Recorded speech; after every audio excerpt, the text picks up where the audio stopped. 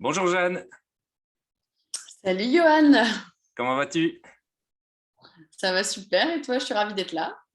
Moi, je suis très content de t'avoir avec moi aujourd'hui.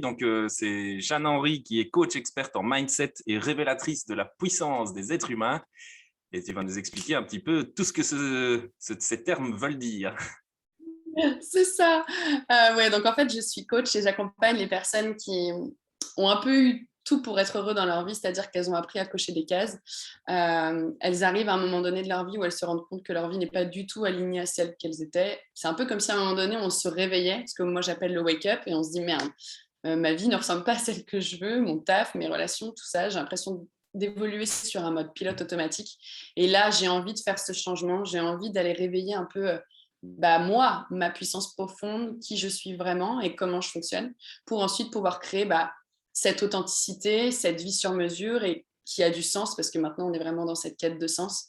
Et c'est là qu'en fait, à partir du moment où on reconnecte à toutes ces dimensions, ça devient fluide, ça devient léger, et la vie devient un kiff quotidien, quoi. Donc, voilà, En sortant des cases, justement, c'est ça se fait ça. comment ça?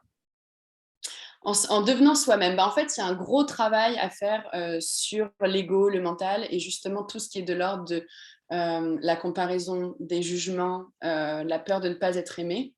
En fait, on nous apprend simplement à construire notre vie en fonction des avis extérieurs et du coup à le faire en fonction et relativement à l'autre. Là, on va réapprendre à déconstruire ça, donc aller enlever un peu ce programme, ce logiciel qui est installé dans notre cerveau.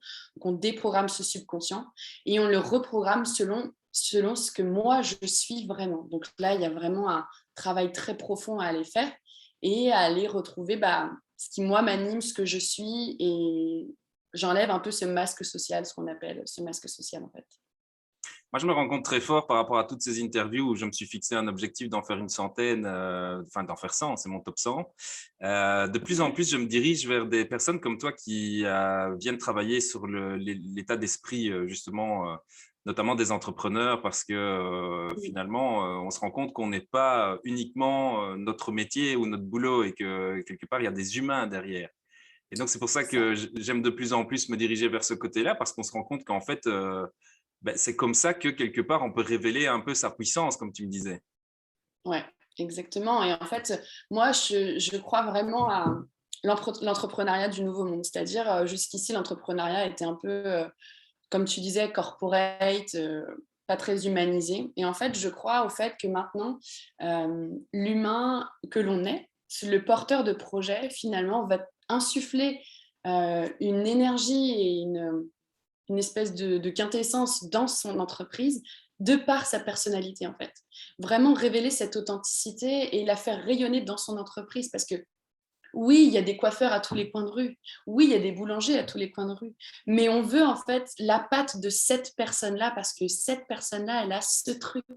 Et du coup, c'est avec elle qu'on veut travailler, parce que peut-être qu'on va se marrer, peut-être qu'on va rire, peut-être qu'on va pleurer, mais moi, je crois vraiment à cette essence et au fait que l'être humain est multipotentiel et que dans chaque entreprise, maintenant, on est capable de pouvoir créer justement des business un peu sur mesure avec l'intégralité de nos potentiels et non pas juste sur une petite fenêtre de tir qui nous compose, quoi, parce qu'on est tellement plus puissant que ça.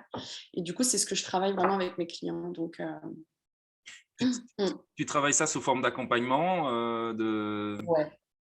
Ouais, en fait, j'ai créé des programmes de transformation, notamment mon bébé que j'ai appelé Wake Up, mais ça, c'est un gros programme de 4 mois où c'est un peu le tremplin, où là, on va vraiment aller tout casser, tous les systèmes de croyances qu'on a pu avoir, faire le ménage, ensuite on réinsuffle un nouveau système et ensuite on passe à l'action avec ce nouveau système aligné à qui l'on est. Mais sinon, je travaille aussi beaucoup, donc ça, c'est mon gros programme phare qui se fait en groupe et qui est vraiment un tremplin. Mais sinon, je travaille aussi avec des personnes qui ont déjà un peu fait ce travail-là et qui se connaissent beaucoup mieux, mais qui ont un peu cette j'arrive pas à y aller, j'arrive pas à le faire parce que il me manque encore un ancrage de mon nouveau système, de moi qui je suis vraiment, de cette authenticité. Et en fait, accepter mes potentiels pour les faire rayonner au travers d'un projet, d'une contribution, d'une entreprise. Et du coup, on travaille vraiment sur tous ces aspects-là parce que j'ai un peu cette double casquette qui est d'être coach et d'avoir un peu des potentiels de l'ordre de l'intangible je lis un peu à travers les corps, mais j'ai aussi toute cette casquette business parce que j'ai fait aussi des études business. J'ai été cette personne qui a voulu rentrer dans les cases. Et en fait, c'est super parce que jusque-là, je m'étais dit non, mais j'ai plus envie de faire business, j'ai plus envie, ça m'intéresse plus. Et en fait, j'ai ramené tout ce qui me composait, c'est-à-dire ce côté plus intuitif, intangible et coaching, avec ce côté business qui font que je peux accompagner les personnes sur leurs projets aussi, parce qu'en plus, je vis dans une famille d'entrepreneurs. Et donc, voilà, c'est des choses auxquelles je touche, quoi. Et tu parlais justement que toi, tu viens de cet aspect business très cadré, très carré et tout ça. Pour les gens qui regardent ici, c'est quoi l'élément révélateur à un moment donné qui te fait dire ça suffit, il faut que je me ressente sur moi-même? En fait, c'est au moment donné où tu as des ruptures. En fait, l'humain est bien fait, le fonctionnement de l'être humain est très, très bien fait. C'est-à-dire qu'à partir du moment où, dans ma vie, je commence à voir qu'il y a des choses, il y a des petits cailloux qui se mettent. C'est-à-dire, je commence à tomber malade. J'ai plus envie de me lever le matin. Je suis fatiguée. Je peux faire des burn-out et des dépressions aussi. Tous ces moments-là et tous ces instants charnières, aussi des ruptures avec, je sais pas, mon conjoint ou autre, justement, tous ces moments charnières montrent qu'il y a un truc qui est plus aligné. En fait, c'est les signaux de ce que tu transportes, c'est l'information que tu transportes en toi dit ça va plus. Et en fait, c'est comme s'il y avait des ondes qui étaient plus du tout justes. Et du coup, il y a des ruptures, je me sens pas bien et je me dis merde, c'est pas possible, quoi. Il y a un truc qui cloche. Et en fait, à ce moment-là, c'est un peu un appel de l'âme qui est en train de te dire allô, tu vas pas dans le bon endroit. Allô, reviens à l'intérieur, reviens à l'intérieur, reviens à l'intérieur. Sauf que dans notre société, on nous a toujours appris à se dire non, non, non, jamais il faut faire de pause. Il faut toujours travailler, il faut toujours être disponible, il faut toujours être sympa, il faut toujours. Non, mais stop en fait. Là, le corps dit stop. Et c'est là qu'en fait, on peut se dire ok, là, il y a un truc qui va pas. Je dois aller voir à l'intérieur, faire un peu cette pause, aller dans ce petit cocon, refaire ce job pour ensuite pouvoir rayonner de nouveau, mais aligné à qui je suis vraiment. Donc c'est vraiment ça. Et en fait, moi, j'ai un peu processé le mode d'emploi du fonctionnement de l'être humain, c'est-à-dire qu'on est un outil hyper puissant, comme un iPhone, tout le monde a un iPhone dans sa poche, n'utilise que 10% des capacités, c'est-à-dire l'appareil photo, Safari, et la rigueur, Facebook? l'appel quand même, parce qu'on appelle, et Ouais, ou Zoom. ou Facebook? C'est ça, ou Facebook de temps en temps, mais en fait, c'est un outil de dingue pour lequel, on a tous envie d'avoir ce truc dans notre poche, mais en fait, on n'utilise aucun des trucs de dingue qui sont dedans. Et en fait, nous, c'est pareil. C'est-à-dire que ça nous convient tant que la vie, ça va, tant qu'on gère plus ou moins, tant que, c'est OK, je peux rester sur ces 4 applications-là. Et en fait, nous, c'est pareil. On reste que sur des 4 applications jusqu'au moment où il commence à y avoir des ruptures. Et en fait, moi, je me suis dit, OK, j'ai envie de donner ce mode d'emploi de l'être humain, là, puissant, avec toutes les capacités nécessaires. Je te les rends. Et ensuite, tu les mets en place dans ta vie. Et on voit ensemble comment les harmoniser et faire en sorte que, OK, je sais comment le faire maintenant. En fait, il y a plus de doute. Donc, voilà. Ouais, donc c'est vraiment, non seulement apprendre à se découvrir, mais aussi, ancrer ça comme tu disais, parce que c'est pas tout d'avoir le mode d'emploi, quoi. À un moment donné, Ah non.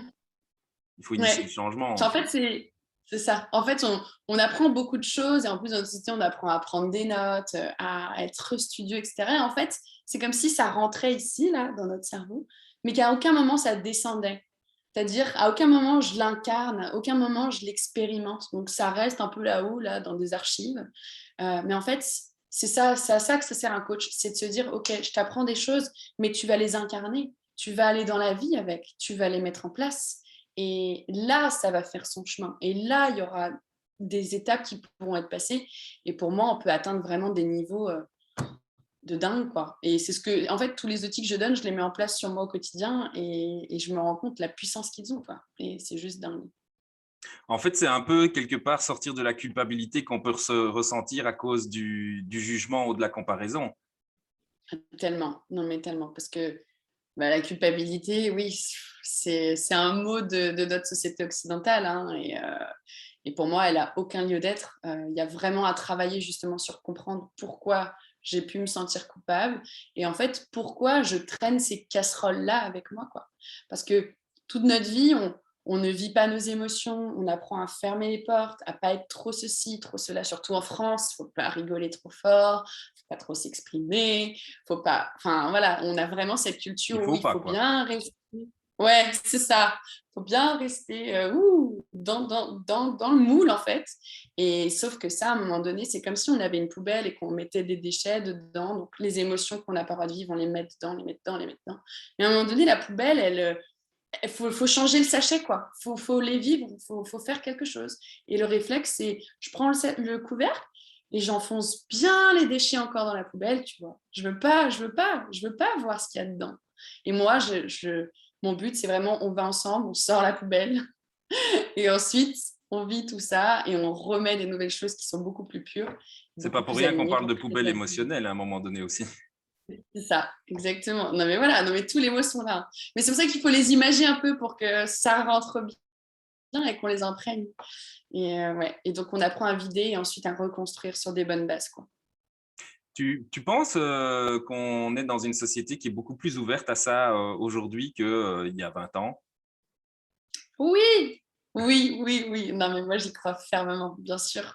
Bien sûr. Et en fait, c'est quand on commence à ouvrir la porte qu'on se rend compte du potentiel qui existe, du champ des possibilités et de un peu cette illimité qui est là. Je sais qu'il y a encore, pour moi, il y a encore deux mondes qui s'opposent, qui sont là tous les deux. C'est plutôt un constat.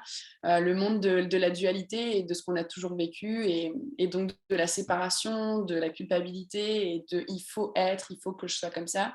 Et il y a ce nouveau monde qui, pour moi, est vraiment en train de se révéler, là, surtout en cette période de Covid. Tout le monde commence à rentrer à l'intérieur. C'est pas pour rien, hein. En confinement, on est à l'intérieur. Donc, c'est imagé, mais c'est vrai. Et en fait, on commence à reprendre conscience de l'essentiel.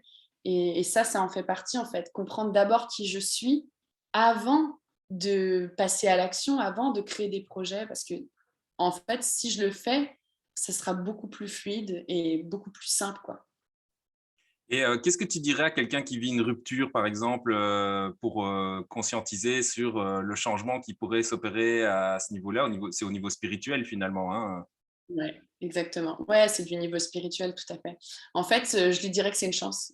Je lui dirais que c'est une putain d'opportunité. C'est ce que je dis à mes clientes, hein, parce que j'ai eu des clientes en burn-out, hein, qui étaient DRH, qui travaillaient dans des grosses entreprises, qui étaient expats au Vietnam ou choses comme ça. Et c'est ce que je leur ai dit. Je fais, en fait, c'est une chance. Mais en fait, par exemple, à un début d'un burn-out, on peut appeler ça comme une rupture, au début, on a l'impression que notre monde s'écroule, et que justement, en fait, on a vu qu'on n'était pas sur des bases solides et qu'on s'était basé sur des choses qui étaient pas juste. Et en fait, le monde s'écroule et on se dit merde, dans quelle situation je suis et comment je vais me sortir de ça. Mais en fait, c'est un appel de l'âme qui dit t'as un truc à l'étaffer, fais-le maintenant.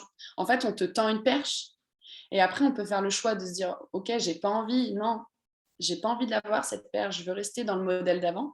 Mais si je reste dans le modèle d'avant, je vais aller à d'autres ruptures. Après, ce sera avec mon conjoint, ce sera, je sais pas, avec des collègues, dans ma famille, peu importe.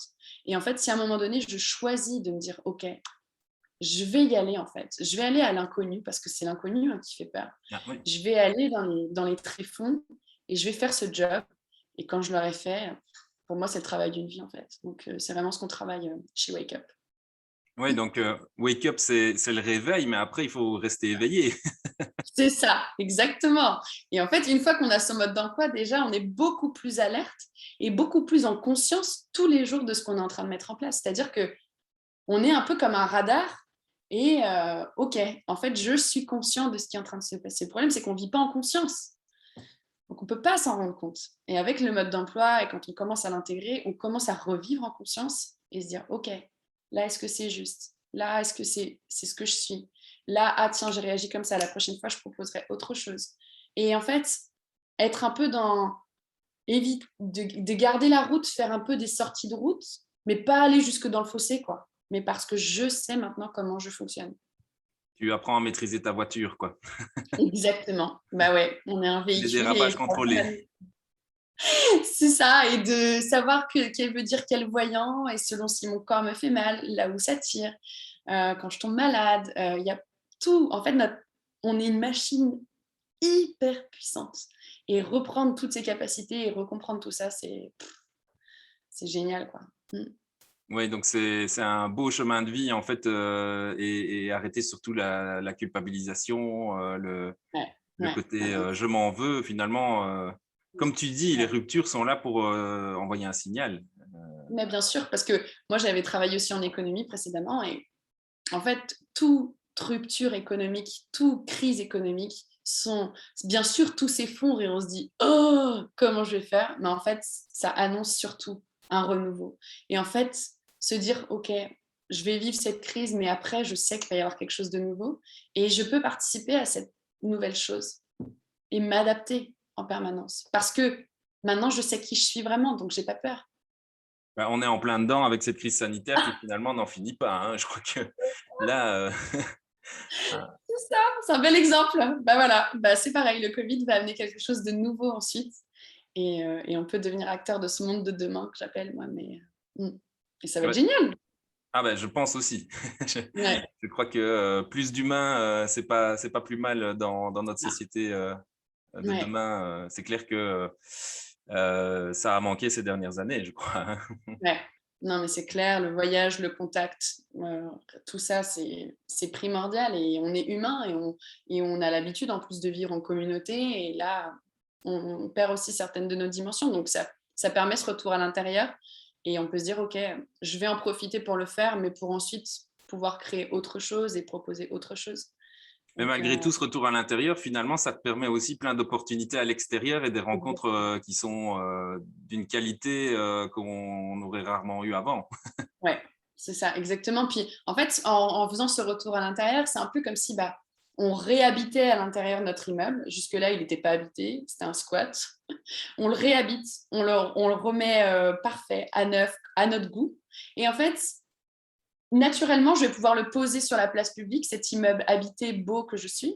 Et les gens, ça va être comme des aimants en fait. Les gens vont se dire, OK, moi, je veux aller auprès de cet immeuble. Je vais aller auprès de cette personne parce que bah, elle m'inspire. Je me sens bien avec elle. Je me sens pas jugée. Je me sens bien, quoi. Et en fait, c'est tout ça qu'il faut faire, c'est réhabiter son immeuble. Et une fois qu'on le réhabite, on peut le reposer sur la place publique. Et là, les opportunités vont fuser, les gens vont connecter, les gens vont vouloir venir dans notre environnement et créer des choses avec nous parce que ce sera juste.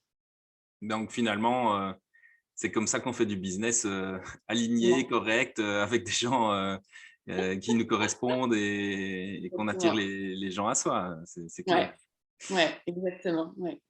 Eh ben, écoute Jeanne, je te remercie beaucoup parce que c'était un voyage intérieur, vers notre puissance qui était qui était très sympa.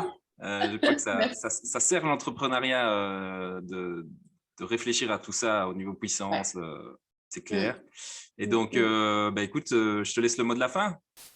Yes, bah merci beaucoup, Johan, c'était un plaisir. Et je vais dire wake up, hein. Allez, debout et on y va. Allez, hop, en route. Allez, Merci. salut. Ciao. Ciao.